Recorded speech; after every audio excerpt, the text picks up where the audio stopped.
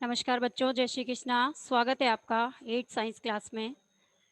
तो बच्चों, हम 10th लेसन पढ़ रहे थे कल किशोरावस्था की ओर।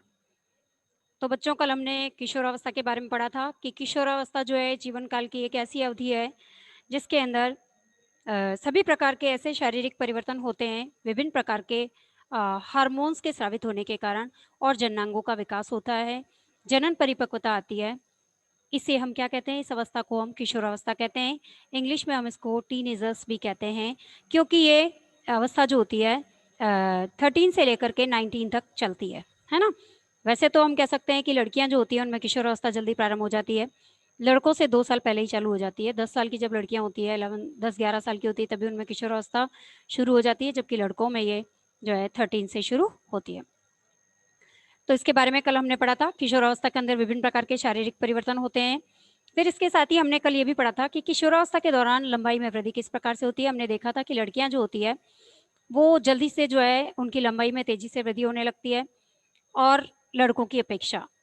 और लड़कों की लंबाई की वृद्धि जो है वो 18 साल तक, 19 साल तक चलती है, जबकि लड़कियां जो होती है 18 वर्ष तक जो है अपनी पूर्ण लंबाई को प्राप्त कर लेती है।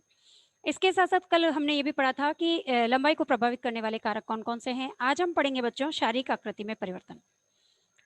यदि कभी बच्चों हमने ध्यान दिया हो तो जैसे कि आप 8th क्लास में हैं और 7th क्लास के बच्चे जब 8th क्लास के बच्चों को देखते हैं तो उन्हें लगता है कि हाँ, हमारी क्लास से बड़ी क्लास वाले बच्चे जो है उनके कंधे चौड़े हैं, या फिर जो है वो हमसे बड़े दिखते हैं, या उनकी कमर का भाग चौड़ा दिखाई देता है। तो ऐसा क्यों होता है?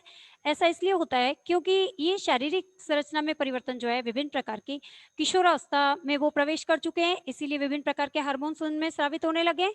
इसी कारण से ये परिवर्तन हमें दिखाई देने लगते हैं। और किशोरावस्था के दौरान लड़के और लड़कियों का शरीर जो होता है वो गठीला होता जाता है। हम कह सकते हैं कि लड़कों के कंधे जो होते हैं चौड़े हो जाते हैं। इसके साथ साथ लड़कियों का कमर वाला भाग जो होता है, निचले वाला भाग चौड़ा होने लगता है। इसके साथ साथ लड़कों के अंदर शारीरिक पेशियां जो होती है वो लड़कों की अपेक्षा जो है अधिक सुस्पष्ट और गठीली दिखाई देती है ना। लड़कों में शारीरिक पेशियां जो होती है लड़कियों की अपेक्षा अधिक जो है वो गठीली दिखाई देती है, स्पष्ट रूप से हमें दिखाई देती है ना। इसके साथ ही हम कह सकते हैं किशोरावस्था के दौरान जो है लड़कों और लड़कियों में विभिन्न प्रकार के शारीरिक परिवर्तन हमें देखने को मिलते हैं। जैसे लड़कियों में स्तनों का विकास होता है ना, और लड़कों में जो है शरीर में पेशियों का विकास होता है। इसके साथ ही उनका शरीर गठीला हो जाता है, और कमर के नीचे का भाग जो है वो चौड़ा हो जाता है ना। और कई प्रकार के परिवर्तन हमको लड़कों और लड़कियों में देखने को मिलते हैं। अब चलते हैं बच्चों स्वर में परिवर्तन। देखिए बच्चों, किशोरावस्था के दौरान जो है लड़कों और लड़कियों के स्वर में भी परिवर्तन आता है। जैसे कि लड़कियों की आवाज़ तो सुरीली हो जाती है, लेकिन लड़कों की आवाज़ जो होती है वो थोड़ी सी मोटी हो जाती है और फटी फटी सी हो जाती है। ऐसा इसलिए होता है क्योंकि जो लड़के होते हैं उनके कंठ के अंदर एक स्वर यंत्र पाया जाता है जिसे हम एडम सप्पल भी कहते हैं। और ये स्वर यंत्र जो होता है ये विशेष प्रकार के तंतुओं से तनित रहता है। और जब अ, हमने इसके बारे में 7th क्लास में भी पढ़ा है कि जब हम उच्च वसन करते हैं या जब हम वायु को श्वसन के दौरान बाहर निकालते हैं, तो ये जो तंतु होते हैं खिंच जाते हैं, जिससे कि इसके बीच में एक झिर्री पाई जाती है। अब ये वायु जब झिर्री से टकराती है तो उससे जो है वो ध्वनि उत्पन्न होती है। तो हम ये कह सकते हैं कि हमारे अंदर ध्वनि ध्वनि उत्पन्न करने का कार्य कौन करता है? स्वर यंत्र करता है। अब ये स्वर यंत्र लड़कियों और लड़कों दोनों में ही होता है, लेकिन लड़कियों में ये दिखाई नहीं देता, जबकि लड़कों के अंदर ये जैसे ही वो टीनेजर्स में प्रवेश करते हैं, टीनेज में प्रवेश करते हैं, वैसे ही उनके अंदर जो है स्पष्ट रूप से दिखाई देने लगता है है ना। और गोल गुठली की तरह जो है गले के अंदर यहाँ पर दिखाई देता है। तो हम इसे क्या कहते हैं? एडम सेपल भी कहते हैं, या फिर हम इसे स्वर यंत्र भी कहते हैं। ये ध्वनि उत्पन्न करने का कार्य करता है। और टीन एज के अंदर, किशोरावस्था के दौरान लड़कों के अंदर इस स्वर यंत्र में होने वाले हार्मोनल परिवर्तन के कारण ही उनकी आवाज फटी फटी सी हो जाती है। जबकि लड़कियों की हम कह सकते हैं कि लड़कियों की ध्वनि का तारत्व उच्च रहता है, जबकि लड़कों की आवाज फटी फटी होने के कारण उनकी ध्वनि का तारत्व जो है वो कम रहता है। अब चलते हैं बच्चों आगे, स्वेद और तेल ग्रंथियों की क्रियाशीलता में वृद्धि। तो किशोरावस्था के दौरान जो है स्वेद और तेल ग्रंथियां जो होती हैं उनका स्राव भी बहुत ज्यादा बढ़ जाता है, उनकी क्रियाशीलता बहुत ज्यादा बढ़ जाती है। अब क्या होता है, जो श्वेत ग्रंथि और तेल ग्रंथि जो होती है, ये ग्रंथियां जो होती है, हम कह सकते हैं कि ये अपने स्राव को जो है विभिन्न प्रकार की वाहिनियों के द्वारा ही जो है वो श्रावित करती है। तो ऐसी अंतःस्रावी ग्रंथियां जो हार्मोन को सीधा ही रुधिर प्रवाह में निर्मोचित करती है, ये ग्रंथियां क्या कहलाती है? एंडोक्राइन ग्लैंड्स कहलाती है, या फिर इनको हम अंतःस्रावी ग्रंथियां कहते हैं। देखिए अब इसको अपनी लैंग्वेज में समझिए कि अंतःस्रावी ग्रंथियां किसे कहते हैं। अंतःस्रावी ग्रंथियां जो होती है, ऐसी ग्रंथियां होती है जो कि अपने में उत्पन्न होने वाले स्राव को सीधा ही ब्लड के अंदर जो है वो मिला देती है। इनमें उत्पन्न होने वाला स्राव, इनमें बनने वाला जो स्राव होता है, ये विभिन्न पदार्थों का जो स्राव करती है, ये सीधे ही ब्लड के अंदर मिल जाते हैं, है ना। ये सीधा उसको जो है ब्लड के अंदर थ्रो करती है या उसी के अंदर मिला देती है। इसी कारण से इन तेल और श्वेत ग्रंथियों के कारण या फिर अंतःस्रावी ग्रंथियों के स्राव के कारण ही हमको किशोरावस्था के दौरान लड़कों और लड़कियों के अंदर हमने देखा है कि इस एज के अंदर जो है पिंपल्स निकल जाते हैं। लड़कों और लड़कियों के चेहरे पर छोटी छोटी सी जो है फुंसियां या फिर पिंपल्स के रूप में जो है हमें दिखाई देती है, जिसके कारण वे बड़े ही परेशान रहते हैं। ये कुछ नहीं होता है, सिर्फ जो है एंडोक्राइन ग्लैंड्स की अधिक स्राव होने के कारण होता है ना। जैसे ही ये नॉर्मल हो जाती है अंतःस्रावी ग्रंथियां और स्वेद और तेल ग्रंथियां जो है वैसे ही अपने स्राव को नॉर्मल करती है, वैसे ही जो है उन्हें जो है ये पिंपल्स जो है होने बंद हो जाते हैं। तो किशोरावस्था के दौरान हम ये भी कह सकते हैं कि स्वेद और तेल ग्रंथियां जो होती है विभिन्न प्रकार के स्राव उत्पन्न करती है, जिसके कारण किशोरावस्था के दौरान किशोर और किशोरियों के अंदर विभिन्न प्रकार के पिंपल्स और चेहरे के ऊपर फुंसियां वगैरह दिखाई देती है। इसके साथ ही बच्चों हम आगे चलते हैं जनन अंगों का विकास। जनन अंगों के विकास के बारे में हमने पहले भी पढ़ा है कि किशोरावस्था के दौरान लड़कों में और लड़कियों में जननांगों का विकास होता है ना।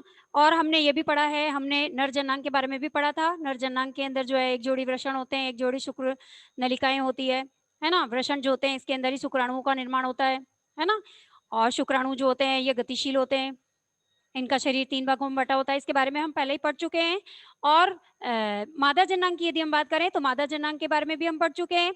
इसके अंदर एक जोड़ी अंडाशय होते हैं, इसके साथ साथ एक जोड़ी अंडवाहिनियां होती है और जो कि गर्भाशय के अंदर खुलती है। अंडाशय जो होते हैं अंडाणु बनाते हैं या डिंब बनाते हैं और ये अंडवाहिनी के थ्रू होकर के और कहाँ जाते हैं? गर्भाशय के अंदर जाते हैं। अब यहाँ पर हम ये कहना चाहते हैं कि किशोरावस्था के दौरान विभिन्न प्रकार के जनन हार्मोन स्रावित होते हैं, है ना। पुरुषों में टेस्टोस्टेरोन नाम का हार्मोन स्रावित होता है और महिलाओं में, लड़कियों में एस्ट्रोजन और प्रोजेस्टेरोन नाम के हार्मोन स्रावित होते हैं। अब इन हार्मोन के स्रावित होने के कारण जननांगों का विकास भी होता है ना। अब चलते हैं आगे। तो जननांगों का विकास भी किशोरावस्था के दौरान हमें देखने को मिलता है। तो इसके अंदर हम कह सकते हैं गुप्तांगों के ऊपर जो है बाल भी आने लगते हैं, इसके साथ साथ वृषण और अंडाणु जो आपका अंडाशय होता है उसका विकास होता है। पुरुषों में वृषण का और महिलाओं में, लड़कियों में अंडाशय का विकास होता है, उसके साइज में वृद्धि होती है, उसके आकार में वृद्धि होती है। अब यदि हम देखें बच्चों कि मानसिक, बौद्धिक और संवेगात्मक जो है परिपक्वता किस प्रकार से आती है किशोरावस्था के अंदर। देखो किशोर जो होते हैं, बच्चे किशोरावस्था में जैसे ही पहुंचने लगते हैं वैसे ही उनका सोचने का ढंग जो होता है बिल्कुल ही चेंज हो जाता है। जैसे ही किशोरावस्था में वो पहुंचते हैं वैसे ही उनको जो है स्वतंत्र रहना अच्छा लगता है ना। वो जो है किसी स्वयं स्वतंत्र रहना चाहते हैं, अपने डिसीजन स्वयं लेना चाहते हैं, किसी के दबाव में, किसी के प्रेशर में वो नहीं रहना चाहते, है ना। और अपने खुले दिमाग से वो कार्य करना चाहते हैं। ये किशोरावस्था के दौरान जैसे ही बच्चा प्रवेश करता है ये स्थिति हमें बच्चों के अंदर देखने को मिलती है। इसके साथ साथ क्या होता है कि इसके साथ साथ हम ये भी कह सकते हैं कि किशोरावस्था के दौरान जो है बच्चों की जो है सीखने की क्षमता भी सबसे अधिक होती है। सीखने की क्षमता का बहुत ही अच्छा विकास होता है इनके अंदर। कभी कभी तो हम ये भी देखते हैं कि किशोर जो होते हैं शारीरिक और मानसिक परिवर्तनों के कारण जो है अपने आप को विभिन्न परिस्थितियों के अनुसार ढालने का प्रयास भी करते हैं। हम कह सकते हैं किशोरावस्था के दौरान विभिन्न प्रकार की जो समस्याएं आती है उन समस्याओं के साथ वो अपना समायोजन करना भी सीख जाते हैं। कौन? किशोर और किशोरी। तो हम कह सकते हैं कि विभिन्न प्रकार के मानसिक, बौद्धिक और संवेगात्मक परिवर्तन जो है बच्चों के अंदर किशोरावस्था के दौरान जो है हमें देखने को मिलते हैं, है ना। अब चलते हैं बच्चों गौण लैंगिक लक्षण। गौण लैंगिक लक्षण किसे कहते हैं? गौण लैंगिक लक्षण की यदि हम बात करें तो वे लक्षण जो कि लड़कों को लड़कियों से पहचानने में हमें मदद करते हैं उसे हम क्या कहते हैं? गौण लैंगिक लक्षण कहते हैं। भाई ऐसे सभी लक्षण जिनके द्वारा हम लड़कों को लड़कियों से डिफ्रेंशिएट कर सके या फिर हम उनको पहचान सके, अलग अलग उनकी पहचान कर सके, वो क्या कहलाता है? वो गौण लैंगिक लक्षण कहलाते हैं। तो किशोरावस्था के दौरान ही गौण लैंगिक लक्षणों का विकास होता है। जैसे कि लड़कों के अंदर जो है दाढ़ी मूछें आने लग जाती है, छाती पर बाल आने लग जाते हैं, कंधे चौड़े हो जाते हैं, गुप्तांगों पर बाल आने लगते हैं, है ना? ये क्या है? गौण लैंगिक लक्षण ही है। जननांगों का विकास होता है। ठीक इसी प्रकार से लड़कियों के अंदर भी हमने देखा गौण लैंगिक लक्षण कौन से होंगे, जैसे कि जो है स्तनों का विकास होने लगता है, इसके साथ-साथ गुप्तांगों पर बाल आते हैं, कमर का नीचे का हिस्सा चौड़ा हो जाता है ना? पिंपल्स होने लगते हैं, तो ये सब क्या है? ये गौण लैंगिक लक्षण कहलाते हैं। वे सभी लक्षण हम ऐसे इसकी परिभाषा दे सकते हैं बच्चों कि वैसे भी लक्षण जो कि लड़कों को लड़कियों से अंतर करने में हमें मदद करते हैं या डिफरेंशिएट करने में हमें मदद करते हैं, उन्हें हम क्या कहते हैं? गौण लैंगिक लक्षण कहते हैं। तो किशोरावस्था के दौरान विभिन्न प्रकार के जनन हार्मोन जब स्रावित होते हैं, तो विभिन्न प्रकार के जनन संबंधी सभी विकास होता है, लड़कियों में भी और लड़कों में भी, किशोर और किशोरियों दोनों में। तो इसके कारण गौण लैंगिक लक्षणों का भी विकास होता है, जिसकी सहायता से हम लड़कों और लड़कियों को आसानी से पहचान सकते हैं, उनमें अंतर कर सकते हैं। अब चलते हैं आगे। अब देखिए पहेली और बूझों के मन में एक प्रश्न आ रहा है बेटा कि यौनारंभ में होने वाले ये सभी परिवर्तन का प्रारंभ कौन करता है? भाई हमने देखा यौवनारंभ के समय किशोरावस्था के दौरान विभिन्न प्रकार के परिवर्तन हुए, लंबाई में परिवर्तन हुआ, शारीरिक आकृति में परिवर्तन हुआ, जननांगों में परिवर्तन हुआ, तेल और श्वेत ग्रंथियों से जो है स्राव बनने लगे, जिसके कारण कई प्रकार के परिवर्तन देखने को मिले, है ना? और इसके साथ साथ शारीरिक, मानसिक, संवेगात्मक परिवर्तन हुए, है ना? तो गौण लैंगिक लक्षणों का विकास हुआ। तो ये सभी परिवर्तन हो क्यों रहे हैं, किस कारण से हो रहे हैं, है ना? तो पहेली और बूझों के मन में जो ये प्रश्न आ रहा है, इसका सिंपल सा उत्तर हम यही कह सकते हैं कि इन सभी परिवर्तनों का मेन कारण क्या है? विभिन्न प्रकार के जनन हार्मोन, है ना? क्योंकि जैसे ही बच्चे किशोरावस्था के अंदर प्रवेश करते हैं, टीन एज के अंदर प्रवेश करते हैं, वैसे ही उनके अंदर जनन हार्मोन स्रावित होने लगते हैं, जिसकी चर्चा हम पहले भी कर चुके हैं कि अंतःस्रावी ग्रंथियां जो होती है, ये विभिन्न प्रकार के स्राव भी उत्पन्न करती है। इसके साथ साथ यौनारंभ के समय जो है पुरुषों के अंदर या लड़कों के अंदर जो है टेस्टोस्टेरोन नाम का हार्मोन स्रावित होता है, और इसी के कारण लड़कों के अंदर विभिन्न प्रकार के गौण लैंगिक लक्षण हमें दिखाई देते हैं। साथ साथ लड़कियों के अंदर जो है स्त्री हार्मोन या फिर हम इसे एस्ट्रोजन या प्रोजेस्टेरोन नाम के हार्मोन जो है स्रावित होते हैं, जिसके कारण हमें महिलाओं के अंदर, लड़कियों के अंदर विभिन्न प्रकार के जो है यौनारंभ के समय विभिन्न प्रकार के गौण लैंगिक लक्षण दिखाई देते है। तो अब पहेली और बूझों के प्रश्न का उत्तर हमें मिला कि यौनारंभ के समय ये सभी होने वाले जो परिवर्तन है, इनका मेन कारण क्या है? विभिन्न प्रकार के हार्मोन का स्रावित होना। जनन हार्मोन के स्रावित होने के कारण ही विभिन्न प्रकार के गौण लैंगिक लक्षण जो होते हैं, वो किशोर और किशोरियों में किशोरावस्था के दौरान उत्पन्न होते हैं। समझ में आया?